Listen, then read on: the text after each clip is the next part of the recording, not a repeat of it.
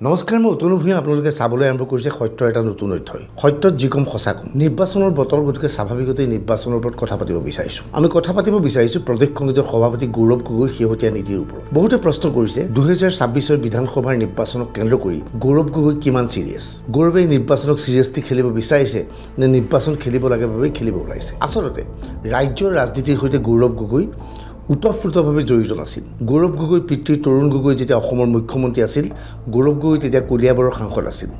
অসমৰ ৰাজনীতিৰ বাতাবৰণ বা অসমৰ ৰাজনৈতিক পৰিস্থিতিৰ সৈতে গৌৰৱ মুঠেই জড়িত হোৱা নাছিল। গৌৰৱ কেৱল কলিয়াবৰক কেন্দ্ৰ কৰি জড়িত আছিল, সংসদৰ মজিয়াত বিভিন্ন বক্তব্য ৰাখি আছিল। ৰাজ্যৰ ৰাজনীতি খেল খেলিছিল প্ৰাক্তন মুখ্যমন্ত্ৰী তৰুণ গগৈ। সেই সময়ত তৰুণ গগৈৰ দুজন ঘনিষ্ঠ ব্যক্তি আছিল। এজন আছিল হিমন্ত বিশ্ব শৰ্মা, আনজন হৈছে ৰকিবুল হুছেইন। মূলতঃ তৰুণ গগৈয়ে হিমন্ত বিশ্ব আৰু ৰকিবুল হুছেইনৰ জৰিয়তে ৰাজ্যৰ ৰাজনীতি খেলি আহিছিল। তেতিয়া ৰাজ্যৰ ৰাজনীতিৰ পৰা আঁতৰি আছিল গৌৰৱ গগৈ। কিন্তু যোৰহাট লোকসভা সমষ্টিৰ পৰা সাংসদ হোৱাৰ পিছত গৌৰৱ গগৈ প্ৰদেশ কংগ্ৰেছৰ সভাপতি হ'ল আৰু প্ৰথমবাৰৰ বাবে ৰাজ্যৰ ৰাজনীতিৰ সৈতে জড়িত হ'বলগীয়া হৈছে গৌৰৱ গগৈ। পুনৰ কৈছোঁ, ৰাজ্যৰ ৰাজনীতিৰ সৈতে গৌৰৱ গগৈৰ অভিজ্ঞতা অতি সীমিত। এয়া অপ্ৰিয় হ'লেও সত্য। কিন্তু এতিয়া ৰাজ্যৰ ৰাজনীতিৰ সৈতে জড়িত হ'বলৈ গৈ গৌৰৱ গগৈ বিভিন্ন ক্ষেত্ৰত থমকি ৰৈছে নেকি বুলি প্ৰশ্ন উত্থাপন হৈছে। আমি কথা পাতিব বিচাৰিছোঁ ৰাইজৰ দল আৰু কংগ্ৰেছৰ মিত্ৰতাৰ প্ৰসংগ। অদ্ভুত মিত্ৰতা, অদ্ভুত বিষয়বস্তু লৈ দুই পক্ষৰ মাজত আলোচনা হৈছে। গৌৰৱ গগৈৰ প্ৰসংগত অখিল গগৈ ইতিমধ্যে কৈছে গৌৰৱ গগৈ তেওঁক এবাৰ ফোনো কৰা নাই। অথচ অখিল গগৈ বাৰে বাৰে কৈ আছিল যে আমাৰ কংগ্ৰেছৰ লগত মিত্ৰতা হ'ব। একেখিনি সময়তে অখিল গগৈ এই প্ৰসংগ উত্থাপন কৰিছে যে আন এজন গগৈ, জাতীয় পৰিষদৰ লুৰিণজ্যোতি গগৈ তেওঁৰ সৈতে যোগাযোগ কৰা নাই। মিত্ৰতা ক'ত আছে, কি পৰ্যায়ত আছে সেই বিষয়ে আলোচনা কৰিব বিচৰা নাই। অৰ্থাৎ লুৰিণজ্যোতি গগৈয়ে এজন স্বাৰ্থপৰ ব্যক্তিৰ দৰে বা এজন স্বাৰ্থপৰ ৰাজনৈতিক দলৰ নেতা হিচাপে নিজৰ দলক লৈ ব্যস্ত হৈ পৰিছে। মিত্ৰতাক লৈ তেওঁ মুঠেই গুৰুত্ব দিয়া নাই। তেওঁ বিচাৰিছে যিকোনো প্ৰকাৰে জাতীয় পৰিষদ আৰু কংগ্ৰেছৰ মিত্ৰতা হ'ব লাগে আৰু ইয়াত ৰাইজৰ দলে অংশগ্ৰহণ কৰে নকৰে সেয়া প্ৰশ্নৰ বিষয় নহয়। যি কি নহওক, আমি দেখা পাইছিলোঁ এইকেইদিন কি ঘটনা সংঘটিত হ'ল। কংগ্ৰেছৰ ইতিহাস, হিতেশ্বৰ শইকীয়াৰ কাৰ্যকালৰ পৰা কংগ্ৰেছৰ ইতিহাস বা কংগ্ৰেছৰ ৰাজ্যৰ ৰাজনীতিৰ সৈতে আমি জড়িত আছিলোঁ। কংগ্ৰেছৰ ৰাজ্যৰ ৰাজনীতি আমি দেখি আহিছিলোঁ। এইবাৰ প্ৰথমবাৰৰ বাবে দেখা পাইছোঁ যে নিৰ্বাচনৰ দিনাংক ঘোষণা কৰাৰ পূৰ্বেই, অধিসূচনা জাৰি কৰাৰ পূৰ্বেই মিত্ৰ দলৰ সৈতে আলোচনা চলি থকাৰ সময়তেই কংগ্ৰেছে আগতীয়াভাৱে 42জনীয়া প্ৰাৰ্থীৰ এখন তালিকা ঘোষণা কৰিলে। হিতেশ্বৰ শইকীয়াৰ কাৰ্যকালত এই ঘটনা কেতিয়াও সংঘটিত হোৱা নাছিল। তৰুণ গগৈৰ কাৰ্যকালতো এনেধৰণৰ ঘটনা সংঘটিত হোৱা নাছিল। কিন্তু এইবাৰ প্ৰথমবাৰৰ বাবে এনেধৰণৰ ঘটনা সংঘটিত হৈছে। কংগ্ৰেছে আগতীয়াকৈ তালিকাখন ঘোষণা কৰিছে। অথচ সেই মুহূৰ্তত কংগ্ৰেছৰ জাতীয় পৰিষদ, ৰাইজৰ দল, জননীতি কাঠাৰৰ, কাৰ্বি আংলঙৰ দল, বামপন্থী আদি দলৰ সৈতে আলোচনা চলি আছিল। 42জনীয়া তালিকা ঘোষণা কৰাৰ পিছতেই অখিল গগৈৰ ফালৰ পৰা কোৱা হৈছে আমি এতিয়াও অপেক্ষা কৰি আছোঁ আমাৰ আলোচনাৰ বাবে। অৰ্থাৎ ৰাইজৰ দলে বিচাৰিছে কংগ্ৰেছে ৰাইজৰ দলৰ সৈতে মিত্ৰতা কৰক। অখিল গগৈয়ে মুখেৰে এইদৰে ক'লেও পিছ মুহূৰ্তত ৰাইজৰ দলৰ ফালৰ পৰা আন এক প্ৰাৰ্থী তালিকা ঘোষণা কৰি দিয়া হ'ল যে এইকেইজন আমাৰ প্ৰাৰ্থী। অৰ্থাৎ মিত্ৰতাৰ ভংগ, মিত্ৰতাৰ চৰ্ত কংগ্ৰেছে যিধৰণে ভংগ কৰিলে সেইদৰে ৰাইজৰ দলৰ ফালৰ পৰা ভংগ কৰিলে। ইয়াৰ পিছতেই নতুন দিল্লীত জয়ন্ত খাউণ্ডে কংগ্ৰেছত যোগদান কৰাৰ সময়ত গৌৰৱ গগৈয়ে ক'লে যে ৰাইজৰ দলৰ সৈতে আমি আলোচনা কৰি আছোঁ আৰু মিত্ৰতা সংক্ৰান্তত আশাবাদী। অৰ্থাৎ দুয়োটা দলে দুখনকৈ তালিকা প্ৰকাশ কৰাৰ পিছতো গৌৰৱ গগৈয়ে আলোচনাৰ প্ৰতি আশাবাদী বুলি মন্তব্য কৰিলে। এইখিনিলৈকে ঠিকে আছিল। কালিৰ দিনটোত গৌৰৱ গগৈক বিভিন্ন ধৰণে সমালোচনা কৰিলে অখিল গগৈ। আজি হঠাৎ পুৱাৰ ভাগত ফেচবুক পোষ্টযোগে গৌৰৱ গগৈয়ে জনাই দিলে যে ৰাইজৰ দলৰ সৈতে আমি আলোচনা কৰিব বিচাৰিছিলোঁ, কিন্তু আসন বিতৰণৰ ক্ষেত্ৰত জিকিব পৰা সমষ্টিৰ আসন এৰি দিয়াটো প্ৰয়োজন।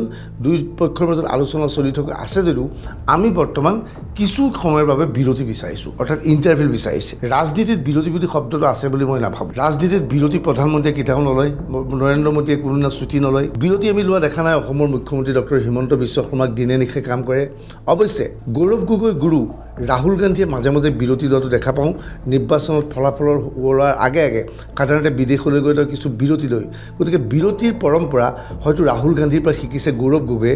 সেয়েহে আলোচনা চলি থকা অৱস্থাতেই আজি ফেচবুক যোগে ঘোষণা কৰিছে যে ৰাইজৰ দলৰ পৰা আলোচনাৰ ক্ষেত্ৰত কিছু বিৰতি বিচাৰিছে। ইয়াৰ পিছতেই ৰাইজৰ দলৰ সংবাদমেল অনুষ্ঠিত হ'ল। সংবাদমেল অনুষ্ঠিত হোৱাৰ পূৰ্বে শিৱসাগৰত অখিল গগৈয়ে আজি তাৎপৰ্যপূৰ্ণ মন্তব্য কৰি ক'লে যে গৌৰৱ গগৈয়ে ৰজাৰ দৰে ব্যৱহাৰ কৰিছে। গৌৰৱ গগৈয়ে ৰাইজৰ দলক আগ্ৰাসন কৰিব বিচাৰিছে বা গিলি পেলাব বিচাৰিছে। এনেকেই নহ'ব যে গৌৰৱ গগৈয়ে যিবোৰ আসনত ৰাইজৰ দল জিকিব নোৱাৰে সেইবোৰ আসন এৰি দিব বিচাৰিছে আৰু যিবোৰ সমষ্টিত জিকিব পাৰে সেইবোৰ সমষ্টি এৰি দিয়া নাই। কিছু সময়ৰ আগতে ৰাইজৰ দলৰ ফালৰ পৰা ভাস্কুতি শইকীয়াকে ধৰি তেওঁলোকৰ একাংশ নেতাই সংবাদ মেলৰ আয়োজন কৰিলে, আকৌ ক'লে যে আমি আলোচনাৰ প্ৰতি আগ্ৰহী, আমি এতিয়াও আশা কৰোঁ মিত্ৰতা হ'ব। কিছু সময়ৰ আগতে গৌৰৱ গগৈক অখিল গগৈয়ে ৰজাৰ সৈতে তুলনা কৰি তুচ্ছ তাচ্ছিল্য কৰিলে আৰু কিছু সময়ৰ পিছতেই আকৌ ৰাইজৰ দলে সংবাদ মেলৰ আয়োজন কৰি ক'লে যে আমি এতিয়াও আশাবাদী, আমাৰ মাজত মিত্ৰতা হ'বই। শুনি আচৰিত হ'ব, গৌৰৱ গগৈৰ লগত এই পৰ্যন্ত অখিল গগৈৰ আলোচনা সংক্ৰান্তত কোনো আলোচনা হোৱা নাই, বৰঞ্চ মধ্যস্থতাকাৰীৰ সৈতে আলোচনা চলি আছে অখিল গগৈৰ কেৱল ফোন যোগে, একেলগে বহিও নহয়। এই মুহূৰ্তত প্ৰশ্ন হৈছে যে আচলতে গৌৰৱ গগৈয়ে কৰিছে কি? এইখিনিতে এটা খেলৰ কথা মনত পৰিছে। কেইদিনমান আগতে বিশ্বকাপ হৈ গ'ল, ক্ৰিকেটৰ কথা চৌদিশে আলোচনা চলিছে। আমি জানো ক্ৰিকেটত নেট প্ৰেক্টিছ বুলি এটা বস্তু আছে, অৰ্থাৎ খেলৰ আগতে খেলুৱৈসকলে নেটৰ ভিতৰত প্ৰশিক্ষণ লয় বা অনুশীলন কৰে। নেট প্ৰেক্টিছৰ সময়ত কোনোবা প্লেয়াৰে খুব মাৰে, কোনোবাই ৰখাবলৈ চেষ্টা কৰে, কোনোবাই খুব ধুনীয়া বল কৰে, নেট প্ৰেক্টিছ চলি থাকে আৰু পিছত নেট প্ৰেক্টিছৰ পৰা এটা টীম বচা হয়, সেই টীমটোৱে মূল খেলখনত ক্ৰিকেট খেলিবলৈ লয়। এতিয়া মোৰ ধাৰণা হৈছে গৌৰৱ গগৈয়ে 2026 নিৰ্বাচনৰ পূৰ্বে আচলতে নেট প্ৰেক্টিছে কৰি আছে নেকি? গৌৰৱ গগৈয়ে জানিছে নেকি যে 2026 আমি চৰকাৰ গঠন কৰিব নোৱাৰোঁ, গতিকে এতিয়া অনুশীলন কৰি লোৱাটো ভাল, 2031 আমি মূল ফিল্ডত খেলিম, এতিয়া আমি নেট প্ৰেক্টিছে কৰিম। গৌৰৱ গগৈৰ কাম কাজ, কংগ্ৰেছৰ কাম কাজ দেখি এই ধাৰণাই হৈছে যে 2026 নিৰ্বাচনক গৌৰৱ গগৈয়ে গুৰুত্ব সহকাৰে লোৱা নাই, ইয়াক নেট প্ৰেক্টিছ বুলি ভাবিছে, মূল খেলখন বা টুৰ্ণামেণ্টত খেলিব 2031। আচলতে গৌৰৱ গগৈৰ বয়স আছে। মই পুনৰ কৈছোঁ, ৰাজ্যৰ ৰাজনীতিৰ সৈতে গৌৰৱ গগৈ অভ্যস্ত নহয়। গৌৰৱ গগৈয়ে সময় বিচাৰিছে হয়তো আৰু 5টা বছৰৰ পিছত ৰাজ্যৰ ৰাজনীতি ভালকৈ বুজি পাব আৰু বিভিন্ন সমষ্টিত শক্তিশালী প্ৰাৰ্থী থিয় কৰাই যুঁজিবলৈ চেষ্টা চলাব বিজেপিৰ সৈতে। কেইটাবোৰ অদ্ভুত ঘটনা এইকেইদিন সংঘটিত হৈ আহিছে। প্ৰথম কথা হ'ল জয়ন্ত খাউণ্ডৰ প্ৰসংগ উত্থাপন কৰোঁ। জয়ন্ত খাউণ্ড অগপৰ এজন প্ৰাৰ্থী আছিল, তেওঁ ৰঙানদীৰ পৰা লাগি আছিল। ৰঙানদীত ভূপেন বৰাই কংগ্ৰেছৰ খেলিব বিচাৰিছিল। সেই সময়ত ভূপেন বৰাই অভিযোগ কৰিছিল গৌৰৱ গগৈ ঘনিষ্ঠ প্ৰায় 7জনে ৰঙানদীৰ পৰা প্ৰাৰ্থিত্ব বিচাৰিছে। এই ব্যক্তিকেইজনক গৌৰৱ গগৈয়ে মনোনয়ন বা আবেদন কৰিবলৈ আহ্বান জনাইছে বুলি ভূপেন বৰাই সন্দেহ প্ৰকাশ কৰিছিল। ইয়াক লৈ এখন গাড়ীৰ ভিতৰত ভূপেন বৰা আৰু গৌৰৱ গগৈৰ মাজত কথাৰ কটাকটি হৈছিল বুলি আমি সত্যত ইতিমধ্যে বাতৰি পৰিৱেশন কৰিছিলোঁ। গৌৰৱ গগৈয়ে হঠাৎ মন কৰিলে যে ভূপেন বৰাই কংগ্ৰেছ এৰি বিজেপিত জইন কৰিলে, গতিকে ৰঙানদীত গৌৰৱ গগৈৰ যিকেইজন প্ৰাৰ্থী আছিল তেওঁলোকৰ মাজৰে এজনক দিয়াটো প্ৰয়োজন আছিল আৰু ৰঙানদীৰ কংগ্ৰেছ কৰ্মীয়ে সেইটো আশা কৰিছিল। কিন্তু সেই সময়তে হঠাৎ জয়ন্ত খাউণ্ডে কংগ্ৰেছলৈ আহিবলৈ আগ্ৰহ প্ৰকাশ কৰাত যিহেতু সেই সমষ্টিত বিজেপিয়ে খেলিব বুলি মুখ্যমন্ত্ৰী হিমন্ত বিশ্ব শৰ্মাই ইতিমধ্যে ঘোষণা কৰিলে, সেয়েহে জয়ন্ত খাউণ্ড নিশ্চিত হৈছে অগপই তেওঁ টিকট দিব নোৱাৰে, সেয়েহে তেওঁ কংগ্ৰেছত যোগদান কৰিলে। লগে লগে কংগ্ৰেছে প্ৰতিশ্ৰুতি দিলে যে জয়ন্ত খাউণ্ডক এইবাৰ টিকট দিব। ইয়াৰ দ্বাৰা কংগ্ৰেছৰ পুৰণা কৰ্মী নেতাসকলক আচলতে একপক্ষীয়ভাৱে আঁতৰাই পঠিয়ালে গৌৰৱ গগৈয়ে। কেৱল সেয়ে নহয়, সিদিনা দেখা গ'ল নেপালী ছাত্ৰ সন্থাৰ সভাপতিজনে কংগ্ৰেছত যোগদান কৰিলে। লগে লগে তেওঁক প্ৰতিশ্ৰুতি দিয়া হ'ল এইবাৰ নগাঁৱৰ সমষ্টিত তেওঁক টিকট দিয়া হ'ব। নগাঁৱত বিজেপিৰ শক্তিশালী প্ৰাৰ্থী পদ্ম হাজৰিকা আছে। পদ্ম হাজৰিকাক হৰুৱাবলৈ সিদিনা যোগদান কৰা এজন নেপালী ছাত্ৰ সন্থাৰ নেতাক প্ৰক্ষেপ কৰিব ওলাইছে গৌৰৱ গগৈয়ে। ইয়াৰ লগে লগে নগাঁৱৰ কংগ্ৰেছ কৰ্মীসকলৰ মাজত ব্যাপক হাৰত ক্ষোভৰ সৃষ্টি হৈছে। মই সেয়ে কৈছোঁ, আচলতে গৌৰৱ গগৈয়ে নেট প্ৰেক্টিছ কৰিব ওলাইছে নেকি? মূল খেলখন খেলিব বিচৰা নাই নেকি? দলৰ জ্যেষ্ঠ নেতা ৰিপুণ বৰাৰ প্ৰসংগ উত্থাপন কৰিব বিচাৰিছোঁ। ৰিপুণ বৰা গহপুৰৰ বিধায়ক আছিল, গহপুৰৰ পৰা মন্ত্ৰী হৈছিল। এটা সময়ত ৰিপুণ বৰাৰ বাবে গহপুৰ দুৰ্গৰূপে পৰিগণিত হৈছিল। সেইজন ৰিপুণ বৰাই যোৱা নৱেম্বৰ মাহত বৰচৰত এখন ৰাস চাবলৈ আহিছিল। তাত বহু মানুহে ৰিপুণ বৰাক লগ ধৰিলে। লগে লগে ৰিপুণ বৰাই সিদ্ধান্ত ল'লে যে এইবাৰ গহপুৰ নহয়, এইবাৰ তেওঁ বৰচলাৰ পৰা নিৰ্বাচন খেলিব।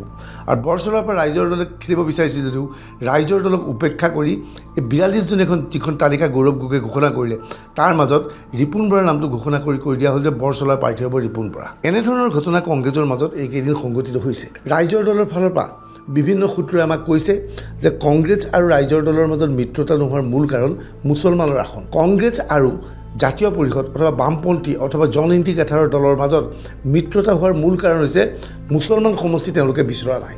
হয়, জাতীয় পৰিষদৰ ফালৰ পৰা উজনি অসমৰ কেইবাটাও সমষ্টি বিচাৰিছে, মৰিগাঁৱৰ সমষ্টি বিচাৰিছে, কিন্তু ধুবুৰী অথবা বৰপেটাৰ মুছলমান অধ্যুষিত সমষ্টি বা নগাঁৱৰ মুছলমান অধ্যুষিত সমষ্টি জাতীয় পৰিষদে বিচৰা নাই। আচলতে গৌৰৱ গগৈ এই নেট প্ৰেক্টিছৰ সময়ত হিন্দুৰ আসনৰ ক্ষেত্ৰত আপোচ কৰিবলৈ সাজু আছে, কিন্তু মুছলমানৰ আসনৰ ক্ষেত্ৰত কোনো ক্ষেত্ৰতে আপোচ নকৰে। ৰাইজৰ দলে মুছলমানৰ আসন বিচাৰিছে। ইয়াৰ মাজত পূব গোৱালপাৰা আছে, মাণ্ডিয়া আছে, ধিং আছে।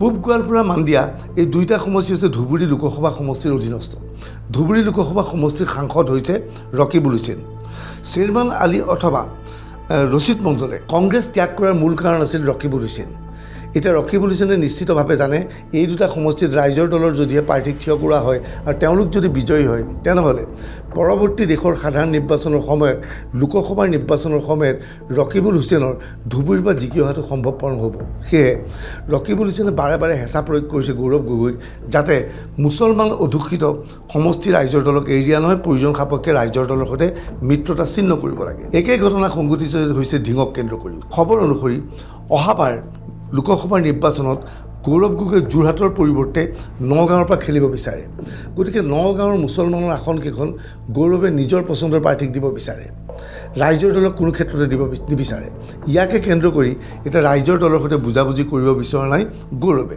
মই পুনৰ কৈছোঁ ২৬ৰ নিৰ্বাচনক লৈ গৌৰৱ গগৈ কিমান মানসিকভাৱে প্ৰস্তুত আমি নাজানো আচলতে ২০৩১ৰ বাবে নিৰ্বাচনৰ বাবে গৌৰৱ গগৈ প্ৰস্তুত নেকি বুলি বিভিন্নজনে প্ৰশ্ন কৰিছে গৌৰৱ গগৈ শেহতীয়াভাৱে নতুন ৰণনীতিক খেলিছে গৌৰৱ গগৈ ভালকৈ জানে যদিহে ৰাইজৰ দলৰ সৈতে মিত্ৰতা নহয় তেনেহ'লে নিৰ্বাচনত যদিহে কংগ্ৰেছ ক্ষমতালৈ আহিব নোৱাৰে তেনেহ'লে সমগ্ৰ অসমে দোষাৰোপ কৰিব গৌৰৱ গগৈ কিন্তু গৌৰৱ গগৈ সেইবাবে সিদিনা অৰ্কিড পাৰ্কত হঠাৎ প্ৰৱেশ কৰি অখিল গগৈৰ লগত একেলগে ফটো উঠিলে একেলগে খানা খালে একেলগে অৰ্কিড পাৰ্ক ঘূৰিলে ঘূৰি তেওঁ প্ৰতিপন্ন কৰিব বিচাৰিলে যে অখিল গগৈৰ সৈতে মোৰ সম্পৰ্ক বেয়া নহয় আমাৰ দলৰ কেইজনমানে মিত্ৰতা কৰিব বিচৰা নাই আজি গৌৰৱ গগৈৰ ষ্টেটমেণ্টতো তেনেকৈ ধাৰণা হ'ল এতিয়াও ৰাইজৰ দলে আশা কৰি ৰখি আছে পুনৰ কংগ্ৰেছৰ সৈতে মিত্ৰতা হ'ব আমি নাজানো মিত্ৰতা হ'বনে নাই মিত্ৰতা হ'লে ভাল কথা মিত্ৰতা নহ'লে অখিল গগৈয়ে যদি বিভিন্ন সমষ্টিত প্ৰাৰ্থী থিয় কৰায় তেনেহ'লে কংগ্ৰেছ বিপদত পৰিব